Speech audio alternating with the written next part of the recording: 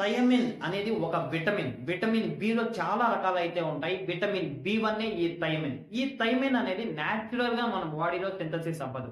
మనం external sources నుంచి తీసుకోవాలి. అంటే ప్లాంట్స్ నుంచి గాని, యానిమల్స్ నుంచి గాని తీసుకోవాలి. యానిమల్స్ నుంచి అంటే బీఫ్‌లో, పోర్క్‌లో, మీట్‌లో ఉంటుంది ఇది.